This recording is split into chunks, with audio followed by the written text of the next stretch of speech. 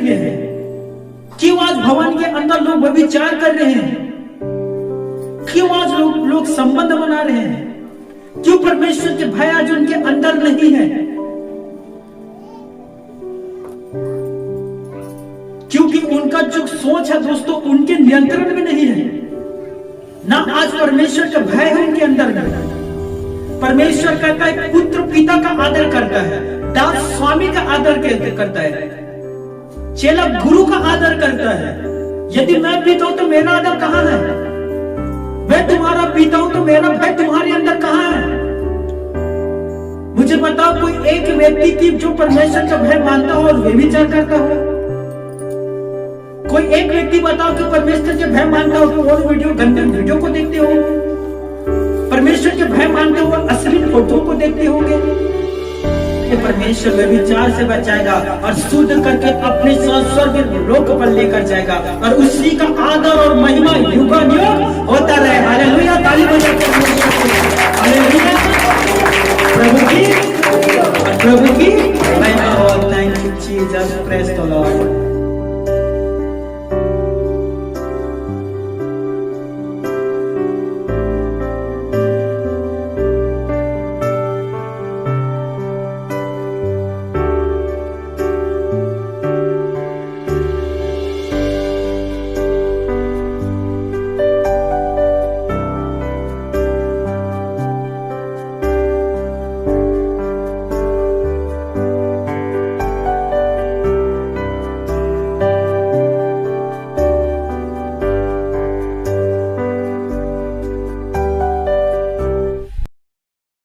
Once again एक बार फिर से सभी को जय मसीह की।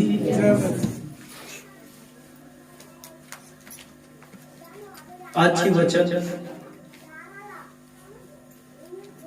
बहुत ही गंभीरता से लेना, और मैं सच कहता हूं यदि आज के वचन को आप ध्यान से सुनोगे आपके जीवन में चेंजेस आएगा दोस्तों, आपके जीवन बदलेगा दोस्तों। और मैं सच कहता हूं वचन सुनने के बाद जो आखिरी में पश्चाताप करेगा आज उसके हृदय में यीशु नर्सरी वास करेगा। मैं सच कहता हूं वो यीशु नर्सरी को अपने हृदय में लेकर यहां से घर जाएगा। हालेलुया।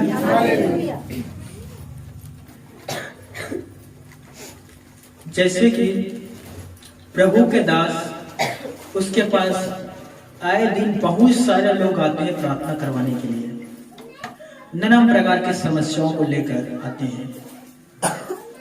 तो कुछ ऐसे भाई और बहन भी आते हैं जिनकी समस्याओं को देखकर मुझे समझ में नहीं आता मैं इनके लिए कैसा प्रार्थना करूं,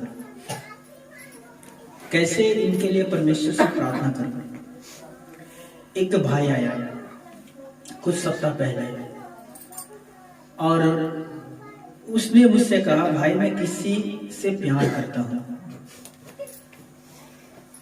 और कुछ दिनों से वो मेरा फोन नहीं उठा रहा है और मैं इतना परेशान हो चुका हूं, खाना नहीं खा पा रहा हूं, पानी नहीं पी पा रहा हूं, रात में सो नहीं पा रहा हूं।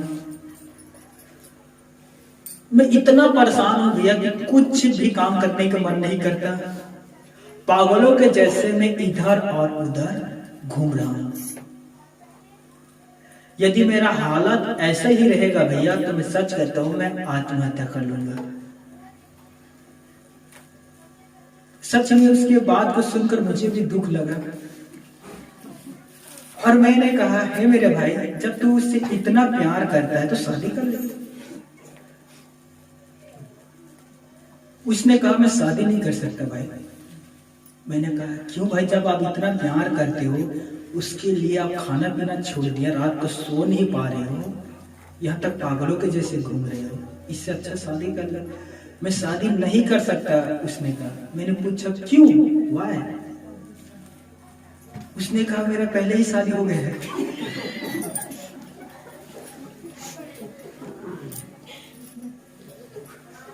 मैंने कहा भाई ये आप क्या करते हो, जब आपका शादी हो गया है तो किसी अन्य के साथ संबंध बनाना गलत है भाई, ऐसा नहीं करना चाहिए। उसने कहा कोई गलत नहीं भैया, दरअसल जिससे मेरा रिलेशनशिप है वो भी शादीशुदा है, वो भी महिला शादीशुदा है, ये भी शादीशुदा है, इनके पास भी एक वाइफ है और उसके पास एक हस्बैंड है, पति है। मैंने कहा ये आपको नहीं लगता कि ये पाप है और गलत है? नहीं भैया, हम दोनों ने वादा किया है कि हम लोग शादी नहीं करेंगे, सिर्फ रिलेशन में रहेंगे।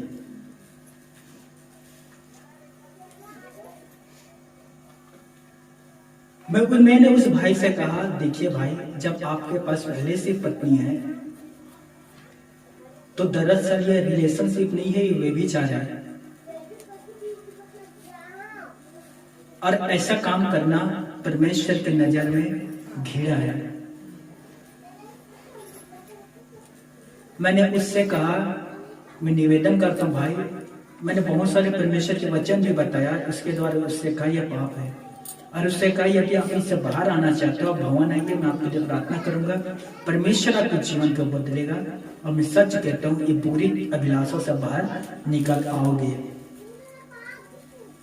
और उसके बाद वो भाई दोबारा नहीं आया। बाइबल हमें बताता है पिता परमेश्वर ने पहला इंसान आदम को बनाया। एक दिन परमेश्वर ने देखा कि आदम का अकेला रहना अच्छा नहीं है, मैं उसके लिए एक सहायक अर्थात उसके लिए एक पत्नी बनाऊंगा जो आदम के साथ रहे। तब परमेश्वर पिता ने एक स्त्री बनाया और उसका नाम हवा रखा आदम ने, और ये पृथ्वी का पहला पति और पत्नी था। दोस्तों, बाइबल हमें बताता है मेरे प्यारे भाइयों और मेरी बहनों कि परमेश्वर पिता हर एक पुरुष के लिए एक स्त्री गढ़ा है, और परमेश्वर पिता चाहता है कि वे जो संबंध जो प्यार है दोनों के बीच स्थिर रहे, दोनों के बीच में किसी तीसरे के लिए कोई जगह नहीं है। और परमेश्वर पिता आशीष देता है। दोस्तों, परमेश्वर ने जब हवा बना दिया और आदम के पास लेकर गया तो आदम से कहा, हे आदम, तू फूलेगा, तू फलेगा, अब पृथ्वी पर तू भर जाएगा, मैं तुझे आशीष देता हूं।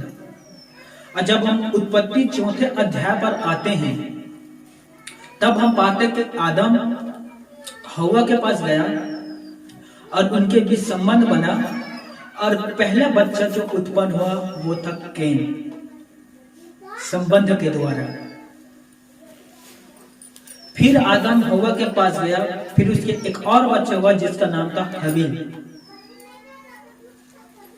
आदम 930 साल तक जीवित था। दोस्तों, 900, और बाइबल में कहता है कि आदम के अनगिनत बच्चे हुए, बहुत सारे बच्चे हुए, और यह पवित्र संबंध है। दोस्तों,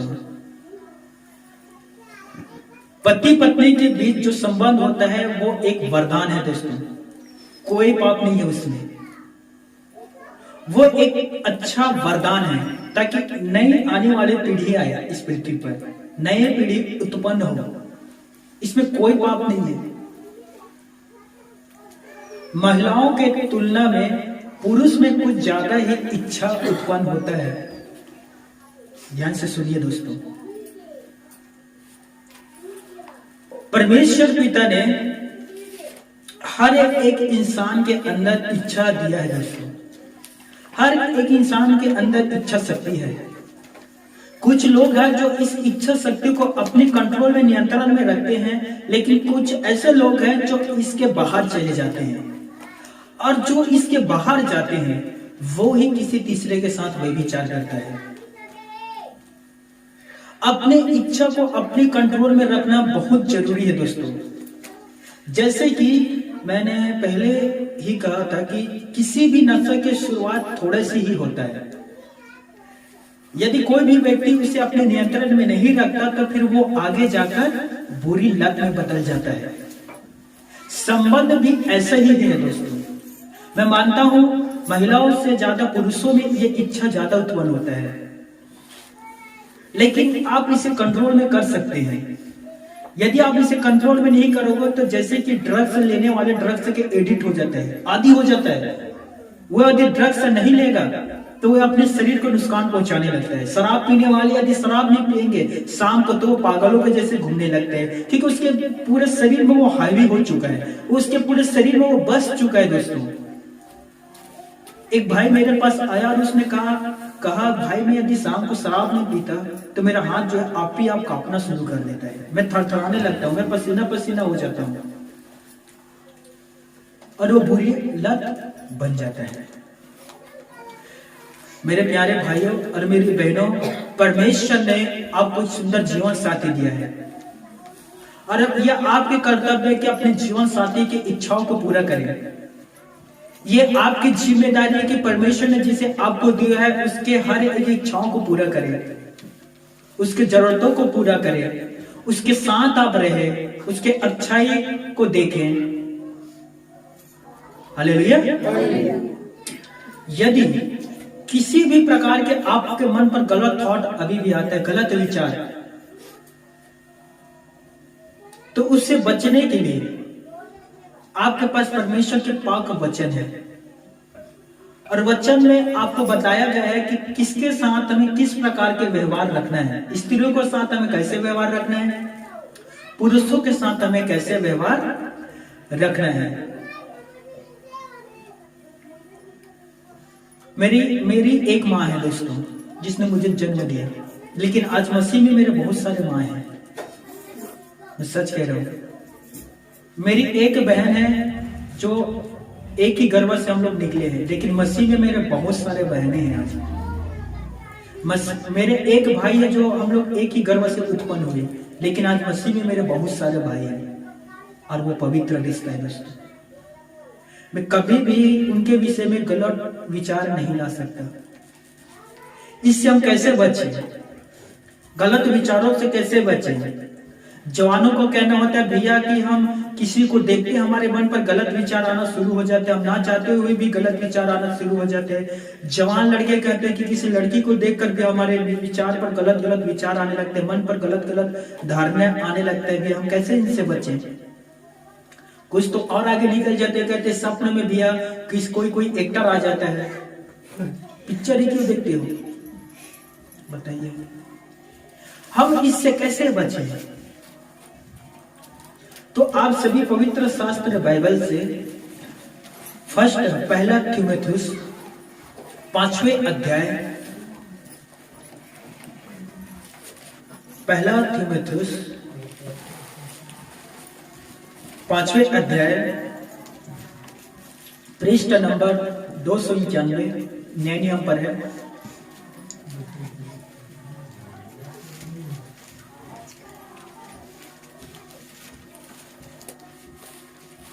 पहला पद और दूसरा पद हम पढ़ेंगे। पहला थिमुथियुस 5वें अध्याय पहला और दूसरा पद।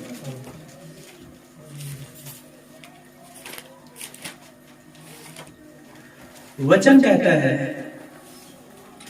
किसी बूढ़े को ना डांट पर उसे पिता जानकर समझा दे, और जवानों को भाई जानकर और बूढ़ी स्त्रियों को माता जानकर और जवान स्त्री को पूरी पवित्रता से बहन जानकर समझा दे। 3 पद। उन विधवाओं का जो सचमुच विधवा है आदर कर। यहां देखिए 4 उम्र के लोगों के विषय में बताया गया है, 4 प्रकार का। पहला, किसी बूढ़े महिला को माता जानकर, क्या कहा? माता जानकर, माँ जानकर समझा दे। यदि किसी के पास आप जाते हैं और वो बुजुर्ग है तो वो आपका माँ है। क्यों? प्रभु यीशु मसीह ने कहा कि जितने परमेश्वर के वचन पर चलता वो मेरा भाई बहन और मेरी माता है। और तीमुथियुस पर भी वही लिखा गया है कि किसी बूढ़े को ना डांट, पिता जानकर समझा दे। बूढ़ी को, जो बूढ़ी है, जो बुजुर्ग हो चुके हैं, उसे माता जानकर समझा दे। जो जवान है लड़के, उसे भाई जानकर समझाओ। और जो स्त्री है उसे मसीह में पवित्रता से बहन जानकर समझाओ। हालेलुया। यदि भवन के किसी बहन से आपका संपर्क है, आप उनसे बात करते हैं, तो याद रखिए उन बातों को करिए आप जो बाइबल से संबंधित है। अपने इच्छाओं को प्रकट ना करना, और जब जरूरत हो तो ही बातें करना। टाइम पास करने के लिए, फिजूल की बातें करने के लिए आप उनके पास फोन कभी ना लगाएं। आपके नजदीकी एक दिन आपको पाप में गिरा देगा, मैं सच कहता हूं। किसी के ज्यादा संपर्क में रहने से, किसी से ज्यादा बातें करने से आप उसके विषय में सोचना शुरू कर दोगे। और विशेष करके जवानों, ध्यान से सुनिए, आप उससे ज्यादा बात करना शुरू करोगे, ज्यादा व्हाट्सएप करना शुरू करोगे, धीरे धीरे अपने बातों को रखना शुरू करोगे, वे अपनी बातों को रखना शुरू करेगा, और धीरे धीरे आप ना चाहते हुए भी वे आपके ख्याल में आएगा, और ना चाहते हुए आप धीरे धीरे पाप में गिरोगे। तो सर्वप्रथम बाइबल कहता है कि जो स्त्री है जिसका शादी नहीं हुआ है, कुंवारी है, वे आपकी बहन है, और इसे आप पवित्रता में लीजिए। पति और पत्नी के बीच संबंध बनता है दोस्तों, और वचन कहता है वो पवित्र है, और ये परमेश्वर की रीति है, परमेश्वर ने इसे बनाया है। गिनती पर 5वें अध्याय, अब बस नोटबुक में लिख लीजिए, गिनती 5वें अध्याय 11वें पद से आप घर पर पढ़ना। वहां व्यभिचार के विषय में जांच होता था दोस्तों। मान लीजिए किसी भाई के मन पर यह विचार आता है कि मेरा पत्नी की किसी के साथ संबंध है और मेरा पति मुझे धोखा दे रहा है, तो पुराने नियम पर एक व्यवस्था था दोस्तों। यदि किसी भी के मन पर यह विचार आता था तो वो अपनी पत्नी को याजक के पास लेकर जाता है, पति भी साथ में रहता है, और वे लोग अन्न बलि लेकर जाता था। तो याजक क्या करता, एक पात्र था जो मिट्टी से बना हुआ था, उसमें जल रहता था, वे जल को लेता, वो उस स्त्री को पकड़वाता हाथ में, और भूमि से कुछ मिट्टी लेकर उसे जल में डालता, अन्न बलि चढ़ाता, और वो उस स्त्री से कहता, यदि सच में तेरे किसी के साथ संबंध है तो तू श्रापित है, और यदि तेरा किसी के साथ संबंध नहीं है तो तू निर्दोष है। तब वो स्त्री कहती आमीन, और उस पानी को पिलाया जाता दोस्तों। और जैसे ही पानी पेट में जाता, यदि उसका किसी के साथ संबंध होता तो पेट में जाकर वो पानी अतड़ियों को सड़ा देता और उसका पेट फूलने लगता, और जो जांघ है वो सड़ जाते थे। तुरंत ये काम होता था दोस्तों, और ये परमेश्वर की व्यवस्था था। पुराने नियम आप देखिए, बाइबल पर लिखा है कि कोई भी पुरुष और कोई भी स्त्री, किसी भी पुरुष और स्त्री के प्राइवेट पार्ट को ना छूना। जो कोई भी एक प्रकार से काम करेगा वो मर जाएगा। आज कितने सारे लोग हैं भीड़ के फायदा उठा के लड़कियों के साथ, कितने सारे लोग हैं छोटे बच्चों के साथ सेक्सुअल हरेसमेंट करते हैं दोस्तों, बच्चों को गलत अंगों को छूने की कोशिश करते हैं दोस्तों। और मैं सच कहता हूं दोस्तों, ऐसे लोग श्रापित हैं, ये लोग परमेश्वर के क्रोध से नहीं बच सकता दोस्तों। पुराने नियम पर इतना खतरनाक व्यवस्था दिया गया था कि कोई भी किसी के साथ रिश्ते नहीं बनाएगा, यदि बनाता है परमेश्वर उन्हें मार देता था दोस्तों। गिनती मैं 25 अध्याय पढ़ रहा था, बाइबल पर लिखा है कि इजराइल के लोग मोआबी नाम के जाति है, उनके स्त्रियों के साथ बातें करने लगा और धीरे धीरे उनसे संबंध बनाने लगे और उनके देवी देवताओं को पूजने लगे। मैंने कहा ना एक दिन कि अच्छा चरित्र बुरे संगति अच्छे चरित्र को बिगाड़ देते हैं। देखिए क्या हुआ, इजराइल परमेश्वर उनके साथ था, मोआब के स्त्रियों के साथ इनका रिश्ता आरंभ हुआ और इनसे शादी करने लगा और इनके देवी देवताओं को पूजने लगा। परमेश्वर के क्रोध वहां बरसा परमेश्वर ने उनके बीच में मारी भेजा, 3000 लोग एक ही दिन में मर गया दोस्तों। यीशु नसरी ने अपने उपदेश में कहा कि क्या तुम्हें नहीं पता कि परमेश्वर ने आराम से नर और नारी बनाकर उन्हें जोड़ा है। आदम और हवा को परमेश्वर ने जोड़ा था। मत्ती 19 अध्याय में प्रभु ने कहा इस बात को। इसीलिए जिसे परमेश्वर ने जोड़ा है कोई भी तीसरा आकर उसे ना तोड़े। मेरे प्यारे भाइयों और मेरी बहनों, आज आधा से ज्यादा घर क्यों टूटता है दोस्तों? किसी तीसरे की वजह से। क्यों लोग आज तलाक ले रहे हैं? किसी तीसरे की वजह से। आज लोग अपने ऊपर उतना विश्वास नहीं करते जितना तीसरे के ऊपर विश्वास करते हैं। वो आपका कौन है दोस्तों? हम सफर है वो तीसरा कौन है दोस्तों? तीसरा केवल आग लगाएगा दोस्तों। आदम हवा बहुत अच्छा था, शैतान तीसरा बन के आया, आग लगा दिया। राइट? बाइबल में ऐसे कितने सारे लोग हैं दो तीसरे के बात मानकर अपने ही लाइफ को बर्बाद कर लिया, जीवन को। ध्यान से सुनना, व्यवस्था के अनुसार यदि किसी का संबंध बनता था दोस्तों, तो वे उसका पेट सड़ जाता था, दड़िया सड़ जाते थे, पेट फूल जाते थे, जान जो है सड़ जाता था। और ये बहुत बड़ा श्राप था दोस्तों। मैं मानता हूं कि आज हम व्यवस्था के अधीन नहीं परंतु अनुग्रह के अधीन हैं। लेकिन परमेश्वर पिता आज भी यदि इस प्रकार के कोई काम करता है, परमेश्वर उन्हें नहीं छोड़ता दोस्तों। जो आप बोगे उसे 100% आपको काटना पड़ेगा। अब मसीह में आकर कोई गलती करते हो दोस्तों तो आपने बो दिया, ईश्वर आपको क्षमा कर देगा, लेकिन आपको काटना पड़ेगा दोस्तों।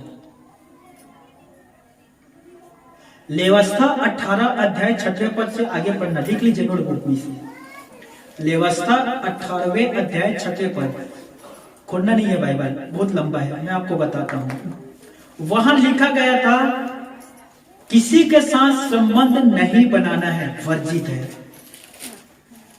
और परमेश्वर के वचन कहता है अपनी मां का तन ना उगारना, क्योंकि वो तेरे पिता का तन है। चाहे वो तेरी मां सगी हो, चाहे वो सौतेली हो, उसके तन को ना उघाड़ना, उसके साथ संबंध ना बनाना। फिर आगे परमेश्वर कहता है अपनी सौतेली मां, अपने सौतेले बहन, चाहे तेरी सगी बहन है, उसके साथ भी कुछ ना करना, ना तो अपनी फूफी के साथ, क्योंकि उसका जो रिश्ता है पवित्र रिश्ता है तेरे पिताजी के साथ से आरंभ हुआ है। ना तो अपनी मौसी का, क्यों? क्योंकि उसका रिश्ता तेरे माँ के साथ आरंभ हुआ है। बाइबल में पढ़ लिखा दोस्तों, लेवस्था 18 अध्याय घर पर पढ़िए, किसी के भी तन न उगारना। यदि तुम किसी भी स्त्री के तन उगारते हो, किसी भी स्त्री के बेटे के साथ गलत करते हो, तो यह पाप नहीं है, यस ये महापाप है। बाइबल में कहा गया है किसी के तन को नहीं उगारना, किसी के भी तन को, चाहे वो आपके रिश्तेदार में आता है, चाहे आपके रिश्ते से बाहर आ जाता है, क्योंकि यह महापाप है। यदि आपके मन में व्यभिचार का ख्याल आता है, यदि आपके मन में किसी लड़के का ख्याल आता है, उससे रिलेशन बनाने के ख्याल आता है, तो याद रखना नरक का द्वार खुल गया। यदि आपके मन में किसी से संबंध बनाने के ख्याल आता है, किसी के साथ लिविंग में रहने के ख्याल आता है, तो याद रखना नरक का द्वार खुल गया दोस्तों। एक भाई ने कहा व्यभिचार मीठा जहर है दोस्तों। मेरे प्यारे भाइयों और मेरी बहनों, यीशु नसरी ने पहाड़ी उपदेश में कहा था, मत्ती रचित सुसमाचार 5वें अध्याय 27 पद में, तुम सुन चुके हो कि पूर्व काल के लोगों से कहा गया था व्यभिचार न करना। यदि तुम किसी के साथ व्यभिचार करते हो तो तुम लोग दोषी ठहरा जाओगे। परंतु यीशु कहता है मैं कह रहा हूं तुम लोगों से नया बातें को सुनो। यदि तुम किसी के मन पर, अपने मन पर किसी के ख्याल लाते हो तो तुम व्यभिचार कर चुके। छत्तीसगढ़ी में कहा गया कि पराये स्त्री के अपन मन पर विचार लाते हो तो तुम लोग छिनारपन कर चुके हो। छत्तीसगढ़ी में कहा गया है। पुराने नियम पर लिखा था कि व्यभिचार करने से व्यभिचार होता था। नए नियम पर यीशु कहता है ख्याल लाने से व्यभिचार हो जाता है। प्रभु यीशु ने एक स्टेप और आगे बढ़ा दिया। दोस्तों, हमें हर एक बहन को अपनी नजर में पवित्रता से देखना चाहिए। क्यों लोग आज व्यभिचार में गिर रहे हैं? क्यों आज भवन के अंदर लोग व्यभिचार कर रहे हैं? क्यों आज लोग संबंध बना रहे हैं? क्यों परमेश्वर के भय आज उनके अंदर नहीं है? क्योंकि उनका जो सोच है दोस्तों, उनके नियंत्रण में नहीं है। ना आज परमेश्वर का भय है उनके अंदर में। परमेश्वर कहता है पुत्र पिता का आदर करता है, दास स्वामी का आदर करता है, चेला गुरु का आदर करता है। यदि मैं पिता हूं तो मेरा आदर कहां है? मैं तुम्हारा पिता हूं तो मेरा भय तुम्हारे अंदर कहां है? मुझे बताओ, कोई एक व्यक्ति की जो परमेश्वर का भय मानता हो और व्यभिचार करता हो? कोई एक व्यक्ति बताओ कि परमेश्वर के भय मानता हो और वीडियो गंदे वीडियो को देखते हो? परमेश्वर के भय मानते हुए अश्लील फोटो को देखते होंगे? कुछ लोग होते हैं ना, बहनों को ताड़ते रहते, दूर तक ताड़ते रहते हैं। क्या मिल रहा है आपको दोस्तों? केवल पाप। मैं भी रोज पेपर पढ़ता हूं, कितने सारे ऐसे अश्लील फोटो रहता है आज। आप पेपर पर देखिए, मैं 5 सेकंड में उसे पलट देता हूं दोस्तों। कुछ लोग होते हैं उसे बार बार देखते हैं। क्या मिलता है आपको दोस्तों? मैं फिर कहता हूं, यदि आपके मन में व्यभिचार का ख्याल आता है तो आप नर्क के द्वार को खोल दिए हैं। खुदा ने हर एक को इच्छा शक्ति दिया दोस्तों। परमेश्वर ने हर एक को सोचने के लिए शक्ति दिया है, इसका दुरुपयोग ना करें। प्रभु का वचन कहता है शरीर की अभिलाषा, आंखों की अभिलाषा, यूहन्ना के पत्री पर, और तीसरा जीवन का घमंड।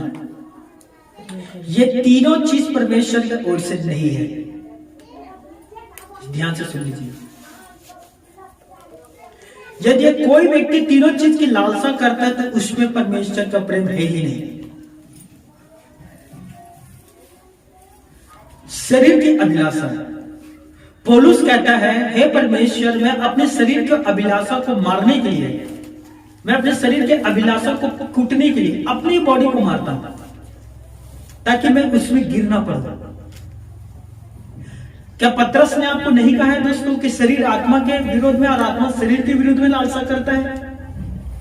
हमारा ये जो शरीर है ना, हमारे गंदे कामों की अभिलाषा करता है, ये जो शरीर है। और आत्मा जो है अच्छे कामों की लालसा करता है। और ये हर दिन युद्ध होता है दोस्तों हमारे शरीर में। जैसे कि एक उदाहरण देता हूं, आप टीवी देख रहे हैं, कोई अर्ध नंगी तस्वीर आता है, अब आपका शरीर आत्मा से लड़ना शुरू करेगा। इंटरनेट पर आप किसी प्रकार का देख रहे हो, इस प्रकार के आपका शरीर लड़ने के लिए शुरू करेगा। मोबाइल को रोक, झूम कर, आंखें फाड़ कर उसे देख, कितना खूबसूरत है, कितना अच्छा है, इतना खूबसूरत तेरा वाइफ नहीं है। आपके शरीर अब आपका ही विरोध करने लगा दोस्तों। सोचिए, मैंने कुछ दिन पहले एक भाई से कहा, यदि व्यभिचार से बचना चाहते हो भाई, तो कोई भी स्त्री आपको किसी स्त्री को आप देखते हो, तुरंत देखते हो, आप अपने मुंह को फैल लिया करें। मैं फैल देता हूँ दोस्तों,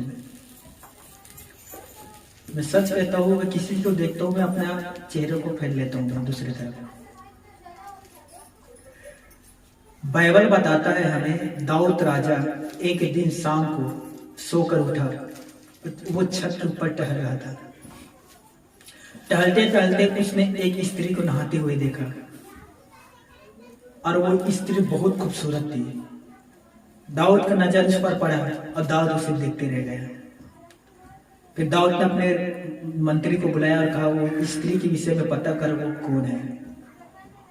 मंत्री जाकर पता किया, दाऊद के पास आकर कहता है वो हित्ती उरिया के पत्नी बेतशबा है। दाऊद ने कहा उसे मेरे पास लेकर आ, और दाऊद व्यभिचार में गिरा। और गिरने के कारण क्या था? खूबसूरत। दाऊद कैसे पाप में गिरा? खूबसूरती के वजह से दाऊद ने पाप में गिरा। और आज भी बहुत सारे लोग हैं, ये खूबसूरती की वजह से ही पाप में गिरते हैं। ये जो प्यार मोहब्बत है खूबसूरत से ही तो करते हैं, बताइए। हाँ, किसी ने कभी आकर कहा है मैं एक काली स्त्री से प्यार करती हूं? याकूब ने भी तो कहा था मुझे रेहल चाहिए, लिया, क्योंकि लिया काली थी, उसका एक आंख छोटी थी। मामा आपने मुझे धोखा दिया, 7 साल सेवा करवा लिया, अंधेरे में शादी करवा लिया, सुबह देखते होते तो लिया है, रहेल नहीं है। मामा मुझे रहेल दे दे। खूबसूरती के कारण लोग पाप में गिर रहे हैं। ये गलत है मेरे प्यारे भाई और मेरी बहनों। बताइए, कोई भी एक आकर कहता है कि भैया मैंने एक लड़की से शादी किया और वे चेहरे उड़ा तो नॉर्मली है, थोड़ा दांत बाहर है और एक कान अंदर घुसा हुआ है और नाक जो पूरा चिपट गया है, नाक का पता भी नहीं चलता है या नहीं है। बताओ, कोई शादी करेगा? नहीं। तो आज जो रिलेशन बना रहे किसके साथ बना रहे? खूब। अब यकीन करोगे, आप यकीन नहीं करोगे, हंसोगे। मुझे कभी किसी ने नहीं कहा खूबसूरत हो, मेरे माँ के अलावा। मेरे शादी भी हुआ, मेरे पत्नी ने भी कभी नहीं कहा कि आप खूबसूरत। लेकिन परमेश्वर की नजर में मैं सबसे अच्छा खूबसूरत हूँ। कुछ दिन पहले मेरे पास फोन आया, एक ने कहा मैं आपसे शादी करना चाहता हूँ। सच कहता हूँ, इसमें थोड़ा भी मजाक नहीं है। और वो उस लड़की का अभी भी शादी नहीं हुआ है। मैंने कहा मेरा शादी हो चुका है, फिर भी कोई बात नहीं, चलेगा, मैं आपसे ही शादी करना चाहता हूँ। मैंने कहा मैं शादी नहीं करूंगा, पर उसने कहा मैं तो करना चाहती हूँ। मैंने कहा करूंगा ही नहीं। कारण क्या है? मैंने कहा दूध का जला मही भी फूक फूक कर, छत्तीसगढ़ी में था ये। तो मैं शादी करना ही नहीं चाहता। तो वो थोड़ा दुखी हो गई। फिर मैंने उससे कहा जिस दिन परमेश्वर को लगेगा कि मेरा अकेला रहना अब अच्छा नहीं है, तो जो भी वो मुझे देगा उसे मैं स्वीकार करूंगा, चाहे वो काड़ी हो, चाहे वो लंगड़ी हो, चाहे वो लूली हो। जो भी परमेश्वर मुझे देगा मैं उसी से शादी करूंगा। मैं अपनी बुद्धि के अनुसार और अपनी आंखों के अनुसार किसी को भी चुनाव नहीं करूंगा। आज क्यों बहुत सारे लोगों की शादी टूट रहे दोस्तों? क्योंकि वे लोग परमेश्वर से प्रार्थना नहीं करते। अब्राहम का बेटा था इसहाक और उसका शादी करवाना चाहता था अब्राहम, और वे अपने कुल और अपनी जाति से शादी करवाना चाहता था। एलियाजर को बुलाया और उससे कहा कि तू मेरे बेटे के लिए बहू ढूंढने के लिए जा। उसे चूड़ा दिया और उससे कहा जो कोई तुझसे कहेगा कि मैं तुझे भी पानी पिलाता हूँ और तेरे ऊँटों को भी पानी पिलाता हूँ, वही मेरा बहू बनेगा। एलियाजर निकल गया ढूंढने के लिए दोस्तों। एक दिन, एक सप्ताह, एक माह ढूंढते गया। फिर एक दिन वो कुएं के पास बैठा था, रिबाका आया पानी भरने के लिए। एलियाजर से कहता है कि हे स्वामी, मैं तुझे पानी पिलाता हूँ और तुझे पिलाने के बाद मैं ऊँटों को भी पानी पिलाता हूँ। और उसी समय उसने चूड़ा कड़ा जो था दिया था निकाला और रिबाका को पहना दिया। और आज पता है एली अजर का काम कौन करता है? पवित्र आत्मा। पवित्र आत्मा आपके जीवन साथी चुनाव करने में मदद करता है दोस्तों। और याद रखिए, हर एक जोड़ी खुदा की ओर से जुड़ा हुआ नहीं रहता। बहुत से लोग खूबसूरती में अपनी जोड़ी को जोड़ लेते हैं, जल्दबाजी में शादी कर लेते हैं, फिर बैठकर पूरा फुर्सत से जीवन भर आराम से सोचते हैं मैंने क्यों किया। जल्दबाजी में शादी करो, फिर जीवन भर बैठकर सोचो। मेरे प्यारे भाइयों, मेरी बहनों, पहला कुरिन्थियों 6वें अध्याय 15 पद, क्या तुम नहीं जानते कि तुम्हारा देह, तुम्हारा बॉडी परमेश्वर का है, मसीह का है। अब तुम्हारा जो शरीर है तुम्हारा नहीं है दोस्तों, किसका शरीर है? मसीह का शरीर है। निकालिए दोस्तों, निकालिए पहला कुरिन्थियों 6वें अध्याय 15 पद।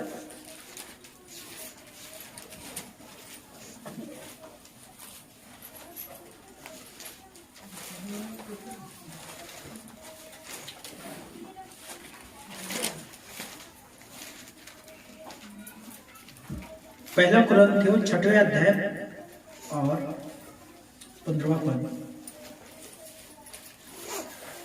कोई भी पढ़िए, कोई भी पढ़ सकता है। क्या तुम नहीं जानते? क्या तुम नहीं जानते कि तुम्हारी देह मसीह तुम्हारी देह मसीह का के अंग है? मसीह का अंग है। तुम्हारा देह अब मसीह का अंग है। आगे, तो क्या मैं मसीह के अंग लेकर हाँ, उन्हें वेश्या के अंग बनाऊं? क्या मैं इस मसीह के अंग को लेकर व्यभिचार का अंग बनाऊं, वेश्या के साथ इसे जोड़ूं? कदापि नहीं। कदापि नहीं। आगे लिखा है, क्या तुम नहीं जानते जो वेश्या के साथ सोता है वो वेश्या के साथ एक तन हो जाता है।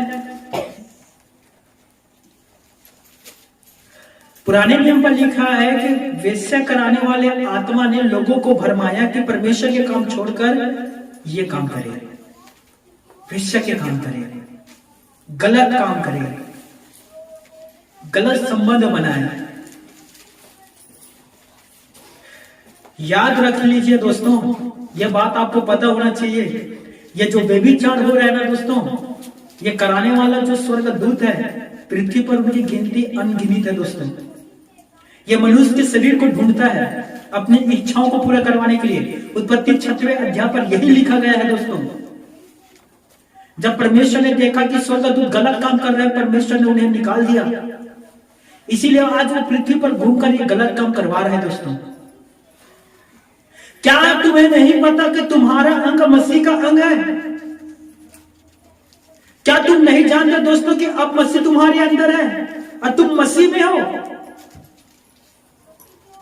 इसीलिए इस अंग को वेश्या के अंग ना बनाओ, क्योंकि जो वेश्या के साथ सोता है वो वेश्या के साथ एक हो जाता है, परंतु जो प्रभु के साथ संगति करता है वो प्रभु के साथ एक आत्मा हो जाता है। हालेलुया। जितने पाप है दोस्तों मनुष्य करता है, देव के बाहर करता है। झूठ बोलना, चोरी करना, गाली गलौज देना, दूसरे की संपत्ति को हड़पना, सब देव के बाहर होता है। लेकिन व्यभिचार करने वाले अपने ही देव के अंदर विरोध करता है दोस्तों। निकालिए इसी का 18वां अध्याय पढ़ना, 18 पद को पढ़ना, उसी का 18। व्यभिचार से बचे रहो। व्यभिचार से बचे रहो। जितने अन्य पाप मनुष्य करता है, जितने अन्य पाप मनुष्य करता है वे देह के बाहर हैं। वो देह के बाहर है, परंतु व्यभिचार करने वाला अपनी ही देह के विरुद्ध पाप करता है। अपने ही देह के विरुद्ध पाप करता है। मैं कुछ दिन पहले पेपर में पढ़ रहा था, एक 17 साल के लड़की रिलेशनशिप में था किसी लड़के के साथ और वो गर्भवती हुई और एक बच्चे को जन्म दिया। 17 साल की थी केवल। और जैसे बच्चा का जन्म हुआ, उस लड़की ने उस बच्चे को फेंक दिया, रखना नहीं चाहता था। कुछ लोगों ने उस बच्चे को संभाला और लड़की के विषय में कंप्लेन किया, लड़की जेल के अंदर। याद रखिए दोस्तों, उस भाई ने बहुत सुंदर बात कहा था, व्यभिचार मीठा जहर है। यदि आपको व्यभिचार से बचना है, अपने नजर को आप पवित्र रखिए। शरीर की दिया आंख है, ये हमारा शरीर की दिया आंख है, इसीलिए ये मायने रखता है कि आप दूसरे को किस नजर से देखते हैं। पौलुस सुलेमान ने नीति वचन 6:25 में कहा था, उसकी सुंदरता देखकर अपने मन में उसकी लालसा न करना। किसी की सुंदरता देखकर अपने मन में लालसा ना करना, गिरोगे पाप में। ध्यान से सुनना, पराई जो स्त्री के है उसके मुंह से मधु टपकता, इस बात को भी सुलेमान ने कहा था। इतना अच्छा नीति वचन लिखने वाला सुलेमान ये भी पराई स्त्रियों में जाकर गिर गया। ना केवल गिरा परंतु मूर्ति पूजा भी करने लगा। दाऊद सुंदरता के कारण पाप में गिरा। दाऊद के बेटा अमनोल पाप सुंदरता के कारण, तमार के सुंदरता के कारण पाप में गिरा। अहब इजबेल के सुंदरता के कारण पाप में गिरा। बाइबल भरा पड़ा है दोस्तों ऐसे लोगों से जो सुंदरता के कारण पाप में गिरा है।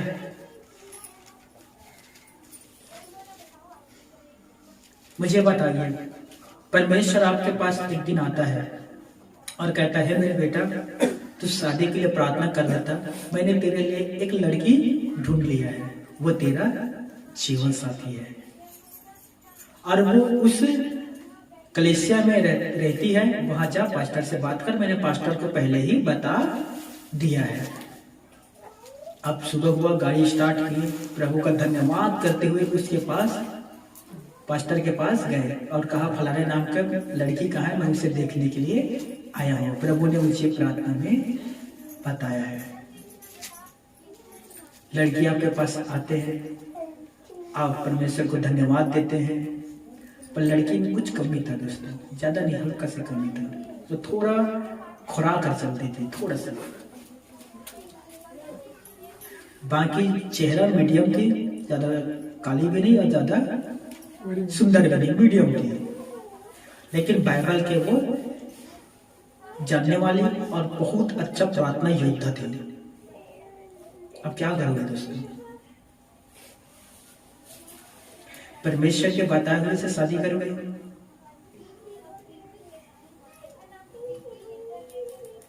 या आप वहां जाकर परमेश्वर के दास से करोगे, भैया मैं एक बार और प्रार्थना करूंगा। गिदोन ने 2 बार प्रार्थना किया था ना कि प्रभु यदि ये तेरा वचन है तो उन पर ओस पड़े। उसी प्रकार से पास्टर जी मैं एक बार और घर जाता हूँ, एक बार और प्रभु से प्रार्थना करता हूँ। प्रभु आपने सुनीता कहा था कि अनीता कहा था? सुनने में मिस्टेक थोड़ी हुआ था। और वो घर आता है, फिर घुटना टेकता है, प्रभु से प्रार्थना करता है। प्रभु को सुनीता था कि अनीता था? प्रभु कहता है वही अनीता ही था। प्रभु कोई और चॉइस है? कोई और है? प्रभु वो थोड़ा से प्रभु में मुझे पसंद नहीं आया, कुछ और अच्छा वाला देखे। प्रभु को कोई जवाब, प्रभु कहाँ गया? प्रभु प्रभु प्रभु का कोई जवाब नहीं। प्रभु चला गया, कहा जो बनाता है वो कहे। तो आजकल के विश्वासी 1.5 सियाना हो गया है। 1.5 सियाना आपने समझते हो? हाँ, 1.5 सियाना समझ में आ रहा है? आपका सियानापन 1 होगा, इनका 1.5 है। एक भाई मेरे पास आकर कहते हैं, भाई मैं ना प्रार्थना कर रहा था शादी के लिए, और मैं प्रार्थना कर रहा था, एक खूबसूरत लड़की दिखा मुझे और मुझे लगता है वही मेरा जीवन साथी है। मैंने कहा ठीक है, तूने कर लिया प्रार्थना, मैं करता हूँ। यदि वो तेरे जीवन साथी, प्रभु मुझे भी दिखाएगा। 1 हफ्ता बताया, प्रभु ने दिखाया? नहीं। 15 दिन प्रभु ने दिखाया? मैंने कहा नहीं। 21 दिन प्रभु ने दिखाया? मैंने कहा नहीं। 1 माह हो गया, प्रभु ने दिखाया? मैंने कहा नहीं दिखाया। भाई दिखाएगा तो बता दूंगा। समझ में आ रहा है? इन लोग डेढ़ से आना है, अपने इच्छा को प्रभु के ऊपर थोप देते हैं। ये उनका अभिलाषा है कि मैं इनसे शादी करूं, और कहता है प्रार्थना कर रहा था, प्रभु ने देखा। यदि प्रभु ने तुम्हें देखा है तो प्रभु बहनों को भी दिखाएंगे, हालेलुया, पास्टरों को भी दिखाएंगे, और तो और तुम्हारे माता पिता को भी दिखाएंगे। सब्र रखो। तो ऐसे ऐसे नमूने नमूने हमारे भी भवन पर रहते हैं, हालेलुया। वचन कहता है मेरे प्यारे भाइयों और मेरी बहनों कि उनकी सुंदरता देखकर कभी भी अपने मन में उनकी लालसा मत करना दोस्तों। शोभा तो झूठी, सुंदरता व्यर्थ है, लेकिन जो स्त्री यहोवा की भय मानती है उसी का प्रशंसा किया जाता है। नीति वचन अध्याय 30 के 21 पद में लिखा गया है दोस्तों।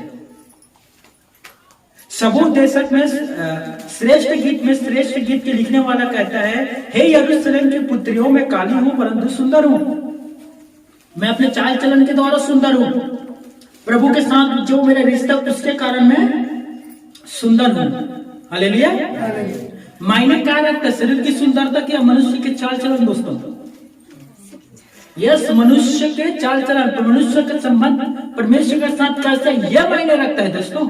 और परमेश्वर जिस जीवन साथी को देता है, जैसे भी हो, जैसे भी है, उसे स्वीकार करिए, हालेलुया। परमेश्वर आपके कहे के अनुसार नहीं, अपने इच्छा के अनुसार आपको वो दे रहा है। आप अपने इच्छा के अनुसार शादी करोगे, 2 माह खुश रहोगे जैसे मैं था, 4 माह खुश रहोगे, उसके बाद क्या होगा दोस्तों? तू और मैं शुरू हो जाएगा। बाहर कुत्ता लड़ता है, घर के अंदर कहने की जरूरत नहीं है। समझदार का इशारा काफी है, पीने वाला नहीं।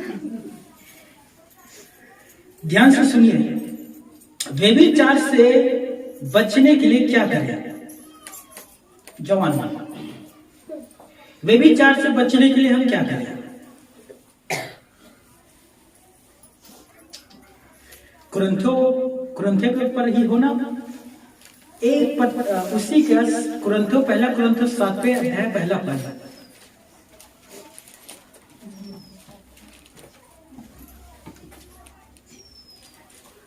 जी,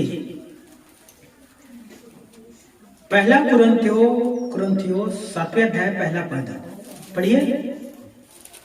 उन बातों के विषय में जो तुमने लिखी, 7वें अध्याय हाँ, तुमने लिखी, हाँ, यह अच्छा है कि पुरुष स्त्री को न छुए। हाँ, पहले ही अध्याय है ना, हाँ, आगे और परंतु व्यभिचार के डर से हर एक मनुष्य की पत्नी, परंतु व्यभिचार के डर से हर एक पुरुष के पत्नी और हर एक स्त्री के पति होना जरूरी है दोस्तों। आज इतने ज्यादा व्यभिचार हो रहा है जो मूसा, आदम, अब्राहम के समय भी नहीं होता था। आज लोग जो है ना चुनाव के आदी हो गए हैं। रिलेशनशिप में कितने सारे लोग डूबे पड़े हुए हैं और अपने शरीर को शैतान के हवाले कर देते हैं। व्यभिचार से बचने के लिए हर एक पुरुष की पत्नी है, गलत नहीं है शादी करना दोस्तों, और हर एक स्त्री के पति होना चाहिए। ये पढ़िए दोस्तों। और वचन कहता है कि जिनका शादी हो गया है वे अपने पति से अलग ना हो। जिनका शादी हो गया है वे अपने पति से अलग ना हो। याद रखिए दोस्तों, ये जो अलग होते हैं ये भी बहुत बड़ा पाप का कारण है। यीशु नसरी ने पहाड़ी देश में क्या कहा था दोस्तों, कि तुम सुन चुके हो कि पूर्व काल के लोगों से कहा गया था जो कोई अपने पत्नी को छोड़ना चाहता है वो त्याग पत्र दे, परंतु मैं तुमसे कहता हूं कि जो अपने स्त्री को छोड़ता है वो उससे व्यभिचार करवाता है, जो छोड़ी हुई स्त्री से शादी करता है वो व्यभिचार करता है। एक ही कारण है जो आप अपनी पत्नी को छोड़ सकते हो, व्यभिचार, यदि उसका संबंध किसी तीसरे के साथ है। किसी दूसरे के साथ है। इसके अलावा बाइबल में कहता है कि आप उसे छोड़ ही नहीं सकते। समझ में आ रहा है? चाहे वो खूबसूरत रहे या ना रहे। मुझे पहले की शादी अच्छा लगता था दोस्तों। पहले जो शादी होता था, माँ बाप जाता था देखने के लिए, पसंद कर लिया, मानता हूँ दूल्हा को डर रहता होगा, पता नहीं कैसे निकलेगा, और उनका कुछ सपना रहता होगा, कितना खूबसूरत रहेगा, मेरा सपना है ऐसे वाइफ पत्नी मिले मुझे। लेकिन जिस दिन शादी होकर वाइफ पत्नी उसके घर में आते होंगे, वो उतवली के साथ जाकर सबसे पहले चेहरा देखते होंगे ऐसे करके।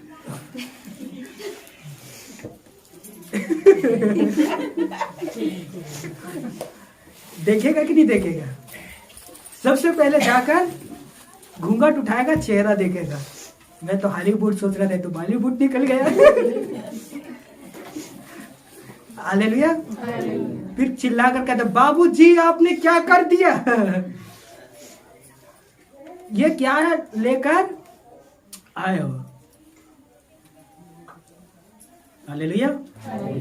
और उस समय किसी का तलाक नहीं होता था। आपने देखा ना, पुराने समय पर ज्यादा तलाक नहीं होता था दोस्तों। और अभी का कितने तलाक होता है। चेहरे को देखकर शादी कर लेते आकर के, तो मुझे पता नहीं था तुम्हारे अंदर ये भी है। शादी के बाद पता चला कि तुम्हारे अंदर इतने सारे बुराई है। एक लड़का, ध्यान से सुनना, एक लड़का लड़की देखने के लिए घर गया। उसके पिताजी बहुत ईमानदार था दोस्तों, बहुत ईमानदार। उस लड़के को बैठाया, लड़की चाय लेकर आई। उसके पिताजी ने लड़का से कहा, ये मेरी बेटी है जो शादी के योग्य है, लेकिन इसके कुछ गुण है, उसे तुम्हें जानना जरूरी है। पहला गुण, ये सुबह देर उठती है। सुबह देर उठती है और अपनी मनमानी करती है। लड़ाई में इससे आज तक कोई नहीं जीता। देखो, पिता बता रहे अपने बेटी के विषय, लड़ाई में आज तक इससे कोई नहीं जीता। जितना देर मन पड़ती है उतने देर घूमती है, जितना इच्छा उतना टीवी देखती है, रात में देर सोती है। इसीलिए वाईफाई और इंटरनेट व्यवस्था कर लेना। रात 2 बजे सोती है और सुबह मैंने कहा था जल्दी नहीं उठती, इसीलिए 2 चाय भी बनाने के लिए आता है, एक अपने लिए, एक अपने होने वाले वाइफ के लिए चाय बनाना। लड़का ऐसा भागा पता ही नहीं चला।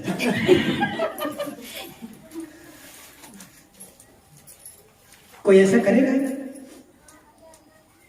सही सही जानकारी देगा? आज कोई नहीं देता है दोस्तों।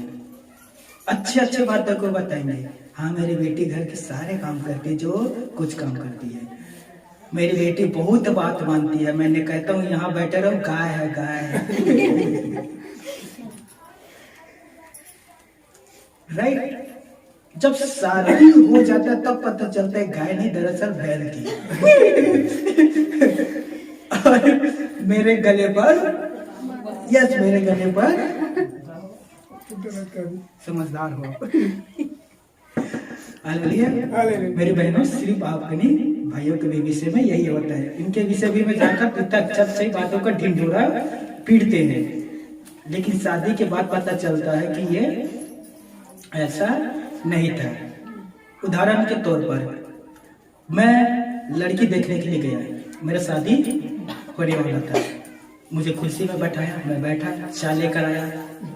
मैंने कहा एटीट्यूड के साथ, मैं चाय नहीं पीता। शादी होने के बाद मेरे वाइफ जो थी बता रही थी, यदि ऐसे गुस्सा आ रहा था कि सारा चाय इसके ऊपर डेल दे दिया। कितना शौक से मैं चाय बना कर लाया, मुंह के ऊपर के दे, मैं चाय नहीं पीता। मैंने कहा अच्छा हुआ बचा ही गया मुझे। तो जो मेरे होने वाले सास थी, उसने पूछा कितना पढ़ाई किया? मैंने कहा 8वीं। कितना खेत होगा लगभग? मैंने कहा 3.5-4 एकड़ होगा। किसके साथ रहते हो? मैं हूँ, माँ है और बाबूजी, बस हम लोग 3 लोग रहते हैं, और बड़े भाई अलग हो गए हैं।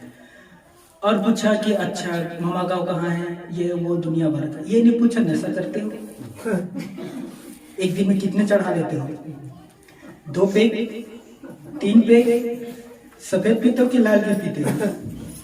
बीड़ी पीते हो, शंकर बीड़ी पीते हो या और कुछ बीड़ी का नाम है, उसे पीते हो, गुटखा खाते हो, कितना पाउच खा लेते हो, ये कोई नहीं पूछता दोस्तों। पूछता है कोई?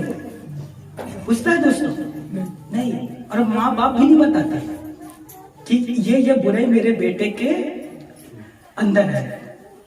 मेरा भतीजा कह रहा था मैं चाचा शादी करूंगा। अच्छा, तो अपने होने वाले भाई को बताया कि मैं इतना इतना बुरा करता हूँ? बताया नहीं बताया, तो पहले बता दे। हो सकता है शादी के बाद वो नाराज होगी, तुझे छोड़कर चले जाएगा, पहले से क्लियर कर ले। हालेलुया। मैंने भी नहीं बताया दोस्तों, शादी हो गया। जब शादी हुआ तो फिर भाई घर आई मेरी, मैं उसे छुप छुप कर बीड़ी पीता था और बी के पत्ता खाकर उसके पास जाता था ताकि मुझसे बदबू ना आया। 15 दिन चला, फिर एक दिन पकड़ लिया।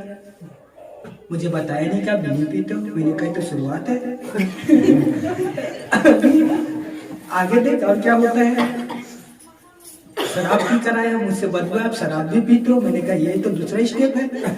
और बच्चा है, गुटखा खाते हुए पकड़ लिया। मैंने कहा हाँ, अभी एक और बच्चा है, एक दिन वो भी पता चल जाएगा। तो मुझे पता नहीं था कि आप इतना बुरे नहीं, आप गलत कह रहे हो, मैं महाबुरा हूं। तो ये गलत है दोस्तों, क्लियर कर लेना मेरे भाइयों मेरी बहनों, जो शादी नहीं हुए ना, क्लियर कर लेना। हालेलुया। और प्रार्थना करें अच्छा जीवन साथी के लिए। नीति वचन पर लिखा है कि धन जमीन पुरखों से मिलते हुए आता है, लेकिन बुद्धिमान स्त्री परमेश्वर की ओर से मिलते हैं। हालेलुया।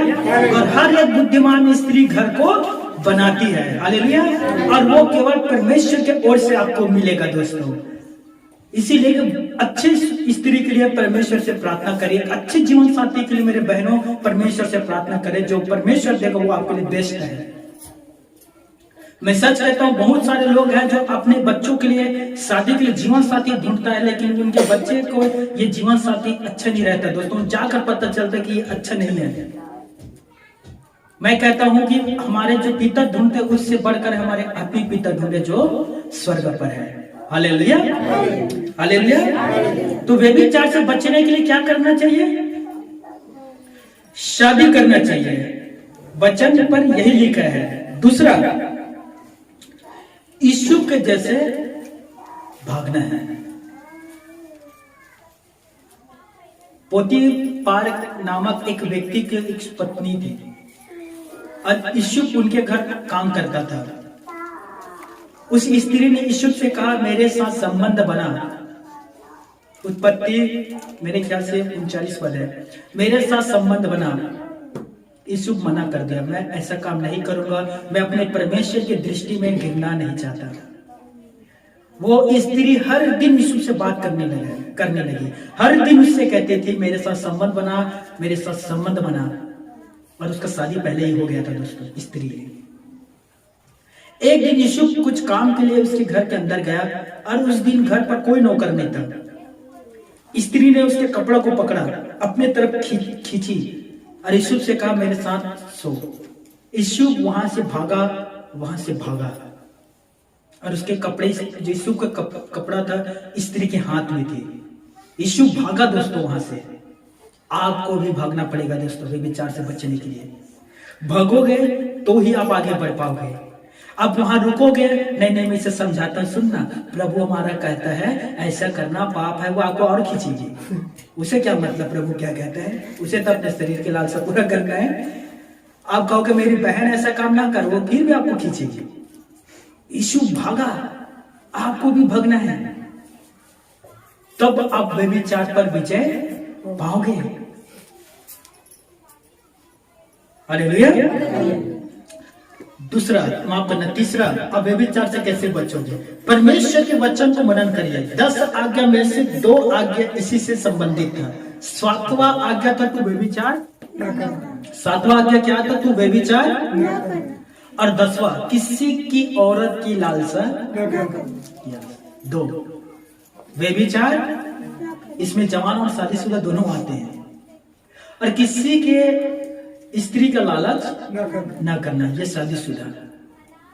कुंवारे भी लालच करते हैं, बी केयरफुल, सावधान रहना। और यदि आपसे व्यभिचार हो गया है, आपने अपने मन पर किसी से संबंध बना लिए हैं, यदि आपके मन पर अभी कोई बसा हुआ है जिससे आप रिलेशनशिप बनाना चाहते हो, समझ लीजिए व्यभिचार हो चुका है ना। तो इससे बचने के लिए हम क्या करें, आने वाले दंड से बचने के लिए क्या करें?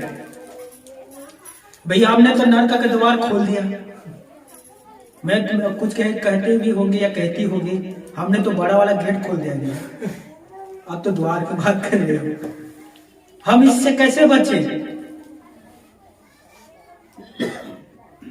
कोई उपाय है, कोई रास्ता है कि हम इससे बचे? एक रास्ता, लुका रचित सुसमाचार 7वें अध्याय के 38 पद से आगे अगर में पढ़ लीजिए।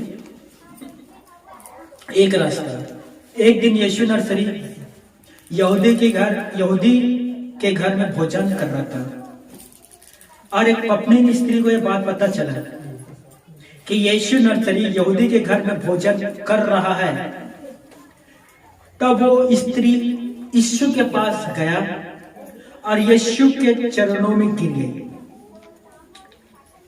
अपने पाप को अंगीकार करके रोने लगी, और उनका जो आंसू था, स्त्री ध्यान से सुनिए, छोड़ दीजिए, उस स्त्री के जो आंसू था यीशु के पैर में गिर रहे थे, एक एक बूंद कर करके।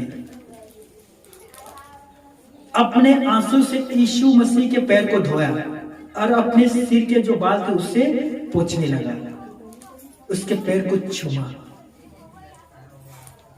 अर्थात यदि आप व्यभिचार कर चुके हैं या आपके मन पर किसी के ख्याल है, बचना चाहते हैं, यीशु के पास आइए। उस पत्नी स्त्री से यीशु ने कहा, तूने तूने मुझसे प्यार किया इसीलिए तेरा पाप क्षमा हुआ। हालेलुया। तूने जो विश्वास करके मेरे पास आया इसीलिए तेरा पाप क्षमा हुआ। तूने जो अपने पाप का अंगीकार किया इसीलिए तेरा पाप क्षमा हुआ। जा फिर से पाप ना करना। हालेलुया। यदि आप सचमुच में क्षमा पाना चाहते हो, यीशु नर्सरी के पास आइए दोस्तों। वो 2021 वर्ष लगभग पहले भी काम करता था, यीशु नर्सरी आज भी काम करता है। हालेलुया। क्या आपको पता है यीशु के वंशावली में एक वेश्या के बारे में भी लिखा गया है, उसके वंशावली में एक वेश्या के भी जिक्र है। वो कौन है दोस्तों? यस, रहब। रहब के विषय में जिक्र है दोस्तों यीशु के वंशावली में। यीशु नर्सरी ने कहा, मैं तुमसे सच सच कहता हूं कि तुमसे पहले परमेश्वर के राज्य में गंदे काम करने वाले, चोरी करने वाले, व्यभिचार करने वाले पहले पर प्रवेश करेंगे। यहूदी से यीशु नर्सरी कह रहे हैं, तुमसे पहले ये बुरे काम करने वाले परमेश्वर के राज्य में प्रवेश करेंगे। क्यों यीशु कह रहा था दोस्तों? क्या यीशु छूट दे रहा कि जाओ बुरा काम करो तुम लोग पहले परमेश्वर के राज्य में? यीशु का क्या कहने का अर्थ क्या था? यीशु समझा रहा था कि तुम्हारे बीच यूहन्ना बपतिस्मा दाता प्रचार करने के लिए आया, परंतु तुम लोगों ने विश्वास नहीं किया। लेकिन इन लोगों ने विश्वास किया, मन को फिराया। इसीलिए मैं तुमसे कहता कि तुमसे पहले ये वेश्या करने वाले वहां पहुंचेंगे, चुंगी लेने वाले वहां पहुंचेंगे, चोरी करने वाले वहां पहुंचेंगे। और जिस दिन यीशु मसीह स्वर्ग गए, चोर भी उसके साथ गया। Hallelujah, hallelujah. क्योंकि इन लोगों ने, इन पीपल ने सुसमाचार पर विश्वास किया था। क्रूस की कथा नष्ट होने वालों के लिए मूर्खता है, लेकिन उद्धार पाने वालों के लिए परमेश्वर की ओर से सामर्थ्य है। पहला कुरिन्थियों 18वें अध्याय। हालेलुया। ताकि सुसमाचार पर विश्वास करने वालों को वो अनंत जीवन दे। हालेलुया। यीशु ने कहा, मैं किसी के आत्मा नष्ट करने के लिए नहीं आया हूँ। यदि आपसे पाप हो गया है, यदि आपने पाप किया है, वह आपको नष्ट करना नहीं चाहता दोस्तों। पतरस कहता है कि वो हर एक को मन फिराने का मौका देता है। यदि आपने अपने रिश्तेदार को धोखा दिया है, यदि आपने अपने माँ बाप को धोखा दिया है, अपने पति को धोखा दिया, अपने पत्नी को धोखा दिया, अपने बच्चों को धोखा दिया दोस्तों, आज मन फिरा लीजिए। प्रभु यीशु मसीह आपको नए सिरे से जन्म करेगा, आपको नया बनाएगा। मेरे प्यारे भाइयों और मेरे बहनों, आप धोखा देने वाले नहीं वरन प्यार करने वाले बन जाओगे। आपके मन गंदे चीजों पर नहीं परंतु अच्छे अच्छे चीजों पर लगना शुरू हो जाएगा। मैं सच कहता हूँ, जिन्होंने पाप से मन फिराया वे आज परमेश्वर के राज्य में बैठे हुए हैं दोस्तों। लेकिन जिन्होंने सुसमाचार पर विश्वास नहीं किया, ठट्ठा किया, वे आज दूसरे स्थान पर है। मैंने सुसमाचार पर विश्वास किया आज, इसीलिए मैं यहां हूं। मैं दावे के साथ कह सकता हूं, यहां कोई भी ऐसा नहीं है जो मुझसे ज्यादा व्यभिचार किया होगा। मैंने प्रभु पर विश्वास किया, मैंने प्रभु से प्रार्थना किया, माफी मांगा दोस्तों, इसीलिए आज मैं यहां उपस्थित हूं। कौन है जो हमारे पापों को क्षमा करेगा? कौन है जो हमें अंधकार से निकालेगा? कौन है जो हमें सच्चाई के रास्ते पर चलाएगा? कौन है दोस्तों?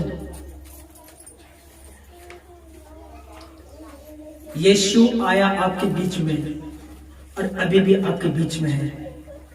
यीशु नर्सरी आपको अंधकार से निकालेगा, सच्चाई के रास्ते पर चलाएगा।